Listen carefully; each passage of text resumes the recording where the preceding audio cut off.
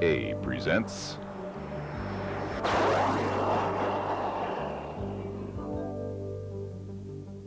Jim Bede, designer and builder of new types of airplanes for general aviation. His sensational bullet-shaped Bede 5 has become one of the most publicized sport airplanes ever introduced.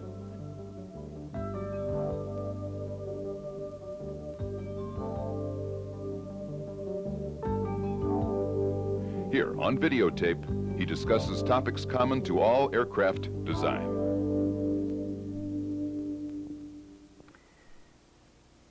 This show is entitled Aerodynamics for Pilots.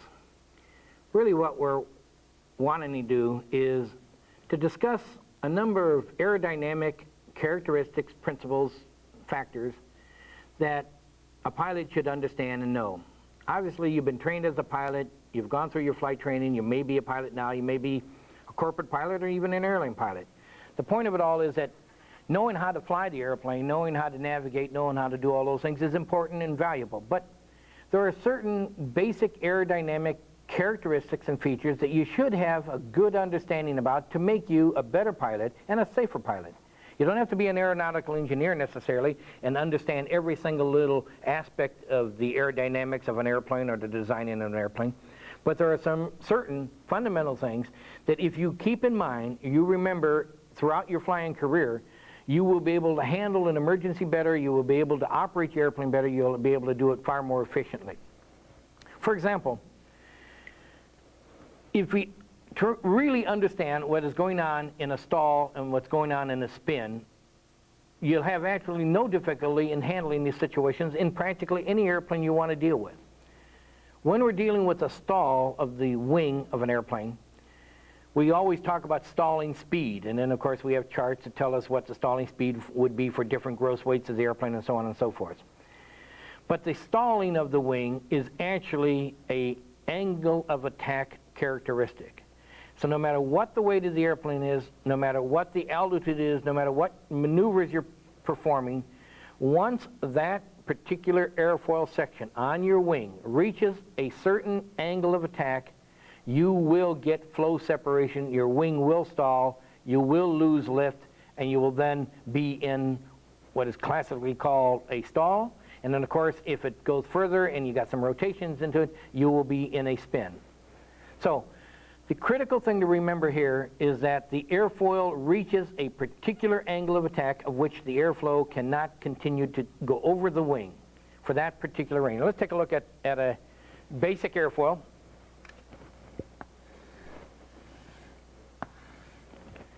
If we're flying along at a particular angle of attack, a portion of the air is going to want to go over the wing, a portion is going to want to go around the bottom. But as this angle gets further, eventually, either near the leading edge, the midsection, or in the trailing edge, the airflow is going to separate off of here, and we're going to have absolute separation, turbulences, and tremendous amount of loss of lift. If the particular airplane you were talking about has a well-designed one, you'll get stall and flow separation near the trailing edge. And that isn't too bad because you'll actually start to get buffet. You'll have some reduction of lift, but not drastically. If, on the other hand, you get flow separation near the leading edge in here, and you get turbulence coming off on the thing, the flowing, you will get an immediate stall, you will get a great deal of lift, and maybe not very much warning on it. But it's always based upon angle of attack. So just remember that. Whether you're flying along straight and level in a very light load and pull the airplane up gradually and the wing stalls and separates from you, or you take that identical airplane, load it up to maximum gross, go up to the same altitude, same temperature, same everything, pull back and stall. You will stall at a different speed, but you're stalling exactly at the same angle of attack. Now take that same heavy airplane, go much, much faster, bank it and pull into a turn. And keep pulling the turn until the wing stalls again. You may actually flip over on your back and start to go into spin, but as you stall in this tight turn, you will stall again at a much higher speed based upon the angle that you're banked at, but you're stalling again at the exact same angle of attack. So remember that. Once you know that the wing stalls at a fixed angle of attack, you can account for any conditions you want, high altitude, low altitude, high gross, low gross, tight turns, whatever you want to do. And the way to stop the stall is to reduce the angle of attack. And that's the same thing in a spin. If your stall has gone further and you build up rotation and you're now in a spin, whether it's positive or negative, it's a positive spin where your positive angle of attack on it and you're upright basically and you're spinning down, you obviously have to change the angle of attack to get the air to flow over the wing again, be attached, give you lift, give you control, and you can pull out. Obviously, you've been trained various ways. One is to stop the rotation and then change the angle of attack, or change the angle of attack immediately. The particular airplane you are flying has certain characteristics to it, and the owner's manuals and your flight instructors will tell you the best way to get out of the spin of that particular airplane. But no matter what airplane it is, to stop the airplane from being in a spin or a stall, you've got to get the angle of attack lower. So that's the key thing to remember on that. It never changes, never varies at all. Now, the angle of attack at which it stalls will vary whether you have your flaps down, and it will vary whether you have some leading edge devices. For example, if you have slats or Kruger flaps that come out, or some kind of devices that are mechanically activated by the controls or automatically, whatever it is, that will affect it. So a clean airfoil section will stall at a different angle of attack than one with flaps and the leading edge down. But for any particular condition you want, flaps down, it will always stall at the same angle of attack with the flaps down, high gross weight, low gross weight, tight turns, level, whatever you want to do. Now, there are certain times when you can take an airplane, fly it along, and pull back and make what is called a high-speed stall, where you pull back and you increase the angle of attack just for a moment beyond that point. It will separate, but the airplane already now starts to come out of it and the wing starts flying. But the only reason you had flow separation was the fact that you exceeded that maximum angle that that particular airfoil can tolerate, and you did stall with the thing. Another area to take a good look at is the stability of the airplane. We have three basic areas we want to worry about stability. One is roll stability, the other is directional stability, and of course the third is pitch stability. Our roll stability and directional stability are not critical items. They don't necessarily cause you any real problems in handling the airplane or any danger factor to it. Almost all airplanes will have positive roll stability, and all airplanes will have a certain degree of directional stability. You can have too much roll stability in an airplane. You can even have too much pitch stability. No pilot ever really complains about too much directional stability. The more you have, the better the airplane feels. But an adequate amount is what we normally have, and that's plenty good enough. But let's take a look at the actual pitch stability, because that in itself is adjustable by the pilot by how you locate the CG of the airplane. Without going into an awful lot of equations and formulas to determine the stability characteristics that you have on an airplane, let's take a look at some basic fundamental things. Let's assume we have a wing that's connected by a fuselage to a tail in the back. Now, one thing I want to bring out here right off the bat is you'll see that there's an incidence. In other words, the wing is at a positive incidence compared to the tail. This is important. This is something that must exist. Whether you have it geometrically this way, or there are certain ways of aerodynamically having a high cambered wing and an inverted tail in the back or something like this, the equivalent always has to be the same. You must have more incidence with the forward surface than you do with the rear surface to have stability. But let's take a look at this, and now let's assume that we have an airfoil that's symmetrical, perfectly symmetrical, streamlined airfoil section. And I think you'll all remember that we have an aerodynamic center, and on a symmetrical airfoil section, it's that quarter chord. And what that really means is that our lift is right coming through this aerodynamics, so is our drag. And one thing to understand here now, it's that quarter chord, 25% back from the leading edge, which means that half your lift of this wing is forward, that first 25%, and the other half is in the whole remaining 3/4 of that airfoil behind it is giving you half the lift, but that 1/4 up front is giving you the other half. So that forward portion of the wing is obviously doing you a tremendous amount of good in producing lift. But let's assume we now have the lift right through our quarter chord, and we have our center of gravity. Let's use a little different color here to jazz it up a little bit. And we have our weight hanging down in here, and our weight's equal to our lift, and we're flying along perfectly nice. Now, if we're flying along perfectly nice and we're perfectly balanced here, the tail in the back doesn't have to do anything but fly along. It's going along at a 0 angle of attack. It's not lifting up and it's not lifting down. It's quite obvious that this is a very, very stable condition, because if our normal angle of attack is like this as we're flying along and we happen to hit a gust and the angle of attack changes like this, obviously we're going to get more lift here right away, but so will this tail. The tail will lift up and immediately it will twist the whole airplane around so that it starts flowing through this new gust of wind exactly at the same angle of attack it had before. So now we find that we have a very good, positive, stable airplane in this particular condition. But let's assume we now move the CG back. Well, what's going to happen if we do that? Well, if we move our CG back, and I'm going to move it back further than what you would normally do, but just to make it a little clearer here. If this is where our CG is and we want to balance our airplane around our CG, we now see that we have lift that is trying to pull the nose up. So what does that mean? How do we counteract that? We then have to turn around and have some lift on the tail back in here. To be balanced, just to be able to fly at a straight condition, the summation of the lift times this distance has got to equal the lift on the tail times this distance back in here. Now, if we're now flying along and we hit a gust of wind, what's going to happen? Well, first thing is we're going to hit a gust of wind and the main wing is going to want to lift even more because it increased its angle of attack. But one thing we have to take a good look at here is a chart that plots the lift coefficient of the wing times the angle of attack.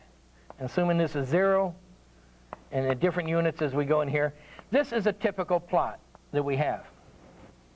Okay. If we would look at this thing and see that we were flying along at a particular value right here, and we change 2 degrees, for example, let's assume these two things mean 2 degrees, we now go up to this ratio right in here. This is what the wing has lifted, and percentage-wise, from 0, it might be a 10% increase. So this gives us a 10% increase, but this tail back here, which is flying at a smaller angle of attack, because we had incidence on it, it was flying down in here. So this is what the tail was doing. It jumps 2 degrees too, so it goes from here to here. Now this amount is really the same amount here, but percentage-wise it's greater. So the end result is that when this goes up this amount, this goes up almost the same amount or in proportion, but the ratio of this is much greater. So therefore it still brings the tail around.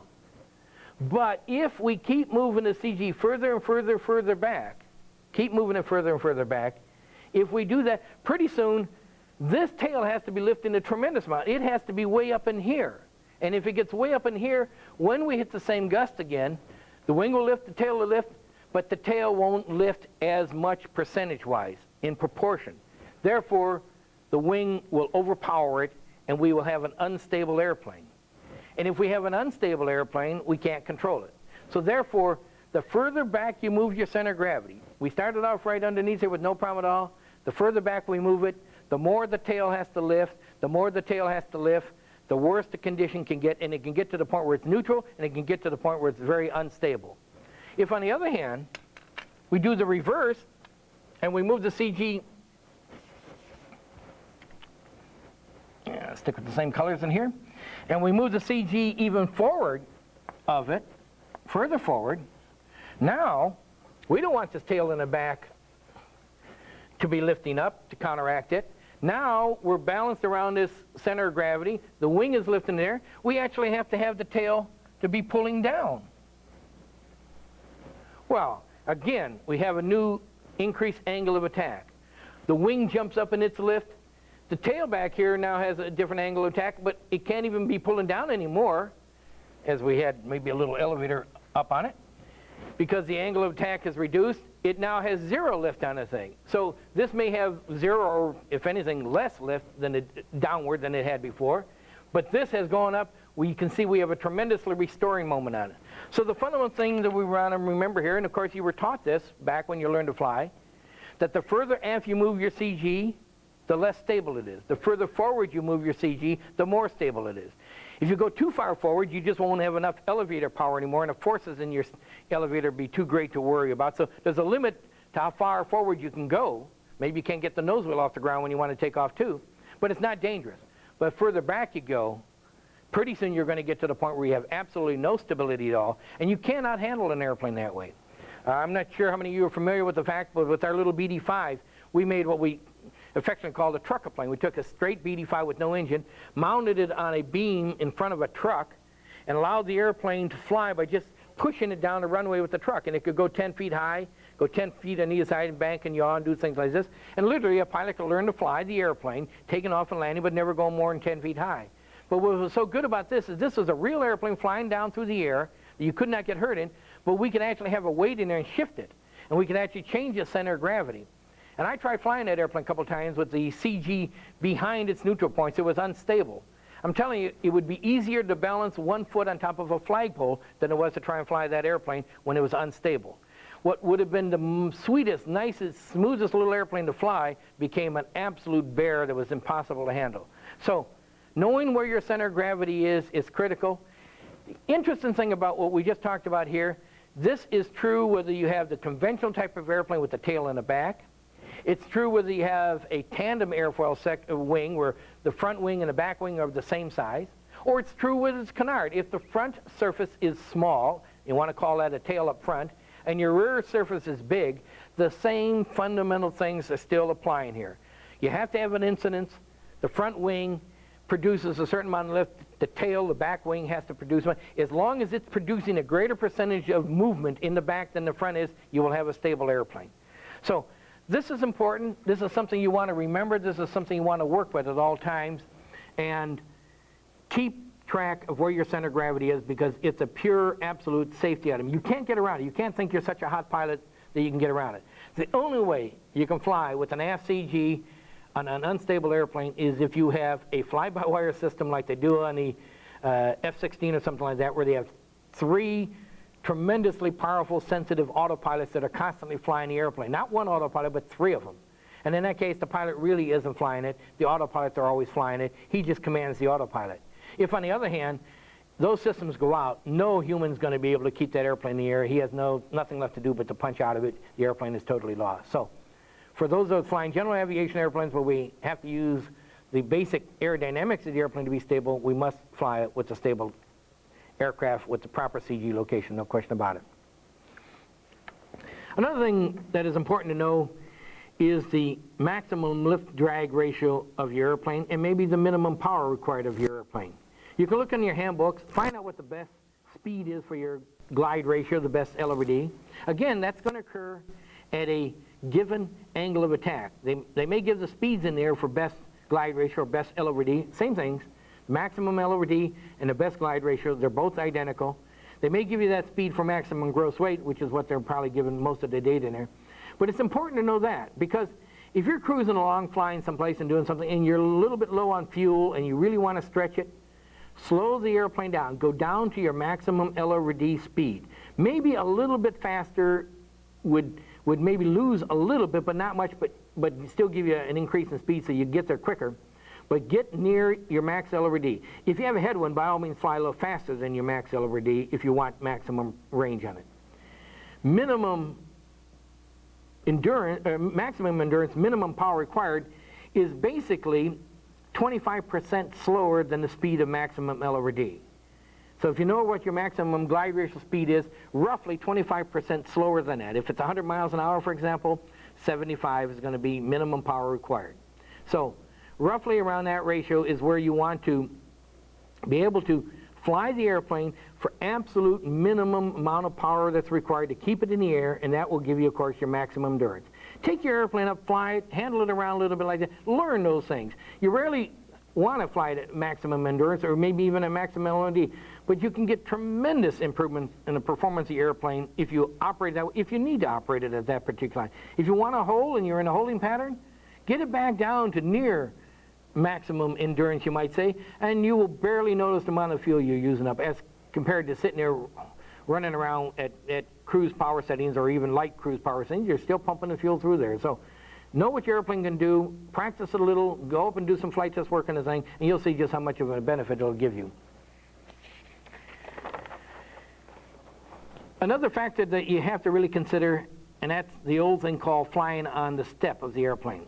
What this means is that you can take an airplane up, climb up, go to your cruise altitude, level out, and gradually let the airplane build up in speed until you get to your cruising speed, trim everything up, and go right along. In most cases, this is actually totally adequate, nothing wrong with it. But there are some airplanes, and some are very pronounced, and that is if you take the airplane up to maybe 500 feet higher than you want to cruise at, get it near the cruising speed, and then dive it down to a speed faster, 10, maybe 15 miles an hour faster than what you know you're going to cruise at, get down to your cruising altitude, level it off, trim it out there. You will sometimes find that the airplane will cruise faster if you've gotten it on the so-called step. It's difficult to explain why this happens aerodynamically, but it can be explained if you look at it into extreme detail and very, very fine research into the thing, and it may vary from airplane to airplane. But take the Yankee, for example, which originally was the Bede 1. That airplane very, very definitely had a step. It had a laminar airfoil section on it, and this could be one explanation for it, because a laminar airfoil, the low drag airfoils, have what is known as a drag bucket. At low lift coefficients, its drag is considerably lower than any other time. And that airplane, very definitely, I could put it on a step. I remember flying that airplane having a little angle of incident indicator. It looked like an angle of attack indicator, but really all it was measuring is that the angle that the airplane was relative to the surface of the earth, sort of inclinometer-like. But that airplane, if you take it up, level it out, trim it out, and do everything you want to do with it, it would end up cruising along at about 142 miles per hour at 0 angle of inclination. But if you take it up another 300 or 400 feet higher, dive the thing to where it exceeded the speed, level off at the altitude you wanted to, you'd find out you'd be 2 degrees nose down, and you would cruise 7 miles an hour faster. And in fact, in that thing with the fixed pitch prop, actually had to pull the throttle back to reduce the RPMs, another 50 RPMs, so that its cruising RPM at that higher speed was the same as it would be level. And definitely you could maintain at 7 miles an hour speed for hour upon hour and stay at 2 degrees nose down with no question about it. You could do it for hours. In fact, I've got to the point where I could just go straight to my altitude and just by giving a lot of power, get the airplane to where it was 2 degrees nose down and gradually bring the power until it stabilized to the cruise RPM I wanted to do, and then sit there for a long time. If you went through a lot of turbulent air, started doing a lot of maneuvering, and lost that 2 degrees nose down, definitely you'd be off the step and the airplane would slow down a little bit. So this is a factor. It does enter into airplanes. Practice it with the one you fly a little bit, and you'll find out some doesn't really make much difference at all. No matter what you do, level it out one way or the other, the thing will sit there and cruise at the same particular speed. Remember now, the drag of some of these things is really quite critical and adds up. You take a pencil, for example, an ordinary rod, diameter of a pencil, 1 foot tall, sticking up in the air, flowing through the air like that, at 150 miles an hour, takes 1 horsepower. So, if you are doing test flying, or if you've got your own home built, and you want to improve the speed of it, reduce the drag, get rid of all these little items sticking up into the airstream in there.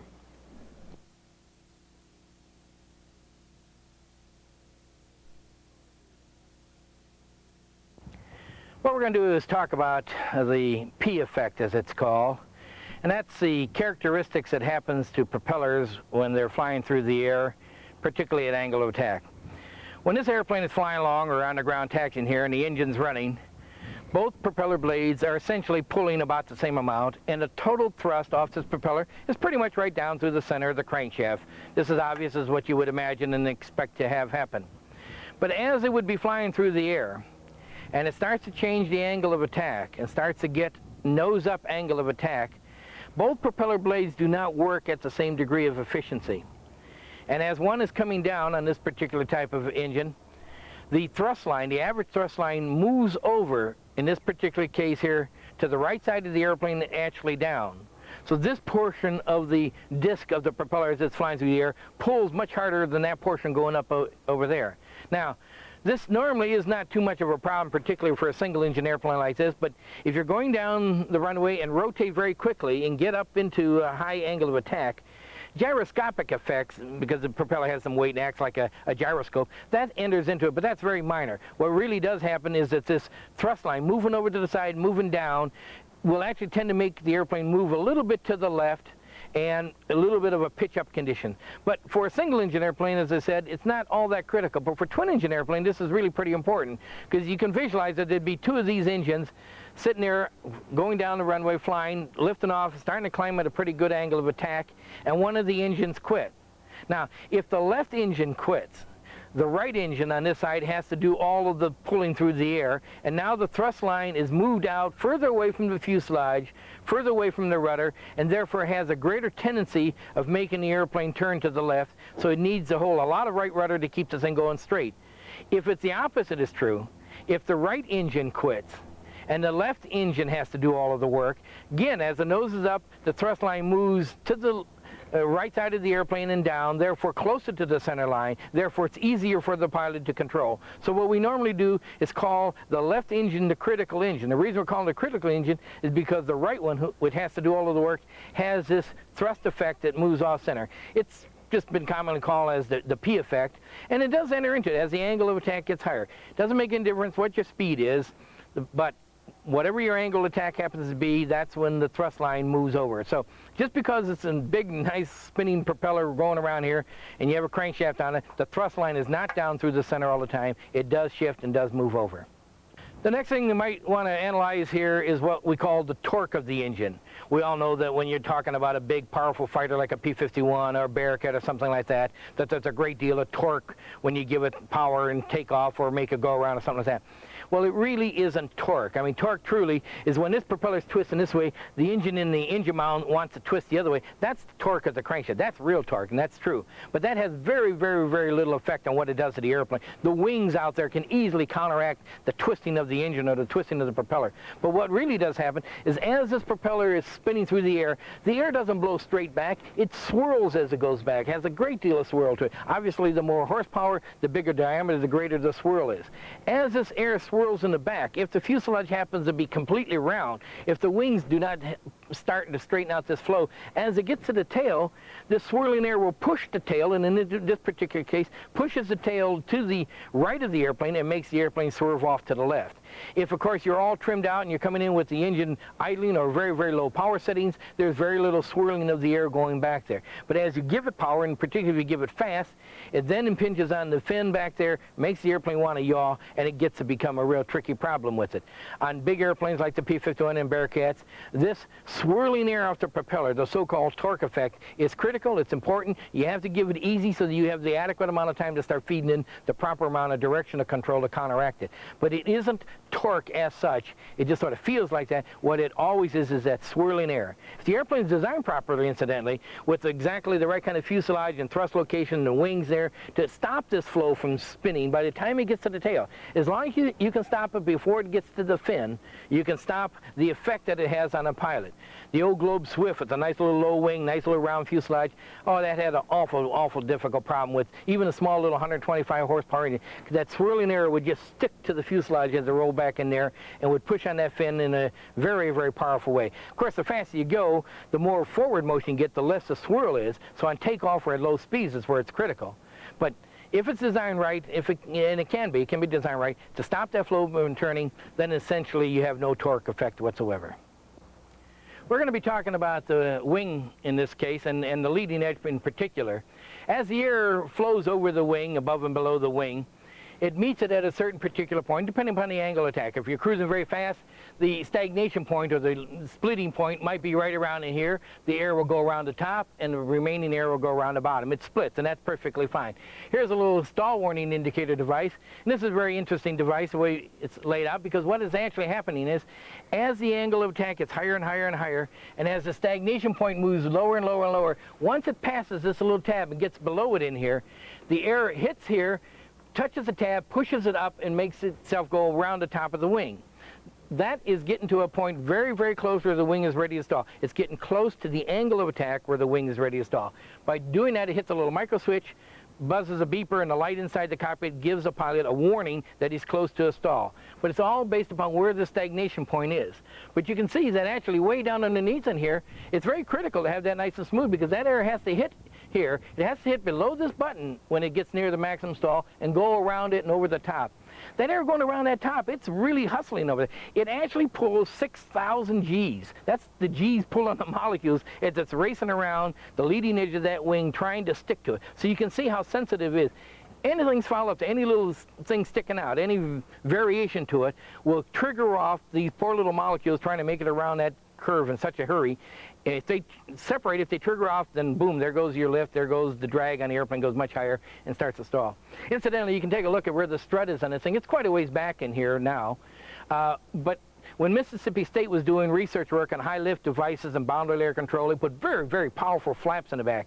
Their flaps were so powerful they really make that wing lift tremendously. But to get the lift, the stagnation point had to move down and down and down. It got to the point where the stagnation point actually was hitting the strut here. In other words, the air was coming along like this.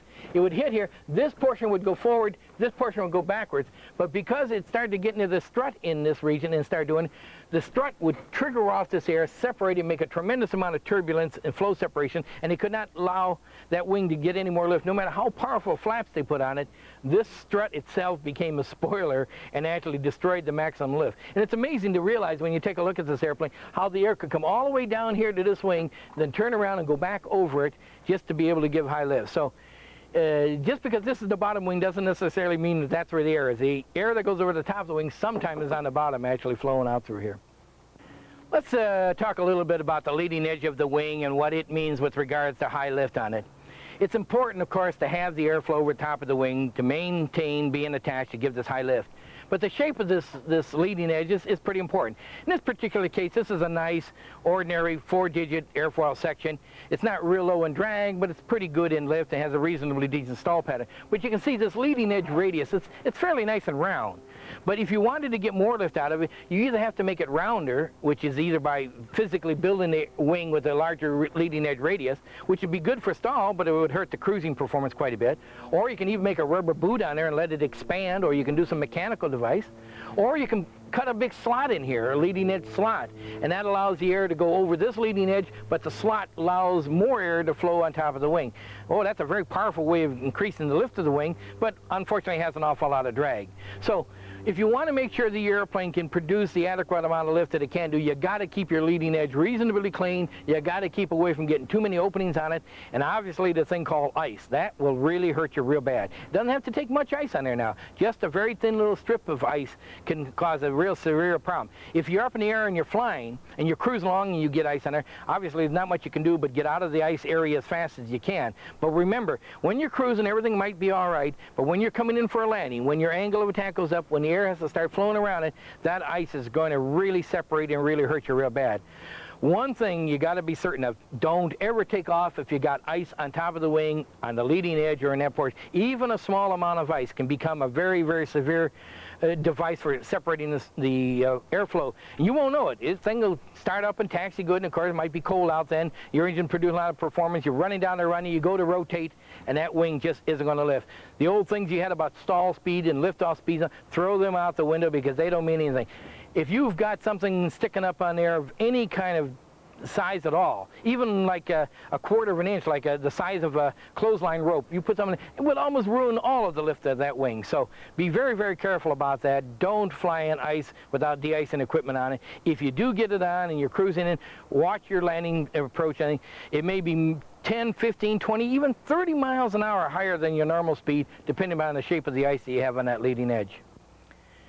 When we want to talk about high lift devices, we're talking about flaps, the trailing edge flaps on this thing. In this particular case in the Cessna, these are single slotted flaps. As the flap itself comes down, there is a very controlled slot between the wing itself, right in this region here, and the flap on it. In some cases, they have double slotted flaps. It has an extra little auxiliary airfoil in between there. 727s, for example, 747s, the big airliners have that. That's a very, very powerful kind of flap, but it's very complicated to make and a lot more maintenance on. For general aviation airplanes, it normally isn't quite that necessary. This flap does move back a little bit and actually increase the wing area slightly, but it's not really, in this case, considered a Fowler flap. A Fowler flap is when it rolls on tracks and actually comes way on back and rolls on down. It's like a single slotted flap, except it rolls out and actually gives more wing area, so it is even more powerful than this particular type of flap. But this one is effective. It's pretty powerful. The one thing you want to remember, though, is that when the flap comes down, of course, it's going to produce a lot more lift, and it's going to produce some drag for you. But it isn't really the flap that's giving you the added lift. Sure, when that surface is down, it's giving some lift here, but what it's really doing is it's making the air flow over the wing faster. This back portion is sucking the air over the top of the wing real fast, so the air will come over that leading edge and come whipping over there and gives a lot more lift for the total wing. So what this flap is actually doing, it's inducing more air to come in over the wing, particularly the leading edge. So again, you must make sure that your leading edge is clean and smooth and nice for it to do its job, even when you put your flaps on down. So if you have ice in your wings again, put your flaps down. Sure, it's going to help you, but it doesn't correct the problems for having ice in it. So the leading edge, leading edge shape of it is critical. The trailing edge high lift devices give some lift, but they mostly induce the rest of the wing to work even harder and even better on it. One other item we'd like to talk about is ground effect. This is when the airplane reaches an area down near the ground that the actual surface of the earth affects the performance of the airplane and flying in the airplane. Technically, you can say ground effect is operating even a reasonable altitude, but in reality, when you're about one wingspan away from the ground is when it starts to work. As you get closer and closer to the ground, the more effect it enters into. What is really ground effect? Well, about the primary thing it does is as the wing is lifting, it's giving a downwash off the bottom of the wing. As it gets close to the ground literally deflects this downwash. It's blowing downward, just like the propeller is blowing air behind it. The wing is blowing air down. As it does, it reflects off the ground itself. It gives a little more of a cushion, actually reduces induced drag a little bit, but that isn't so much what the pilot can know is reduction of induced drag, as he really knows the effect it does on the tail. On this particular kind of airplane where it's a high wing, the wing never gets any closer than this to the ground, so it's not all that important. But to a low wing airplane where the wing is really close to the ground, it can be pretty important. And as that air hits the ground and reflects on it, it will actually make a change of angle of attack of the horizontal tail back in here. And as this air starts to flow up on this tail, it will either require more tail elevator movement to suck that tail on down, or it actually may change the stability, the effect of it a little bit. But that's what the pilot really feels when he gets into a ground effect. But unless you're within one wingspan of the ground, you really don't have to worry too much about that. It doesn't do anything else to the airplane. It doesn't make magical things happen or anything like that. But the downwash of the wing can't go through the earth. It has to hit the ground. It has to reflect back up and bounce back up.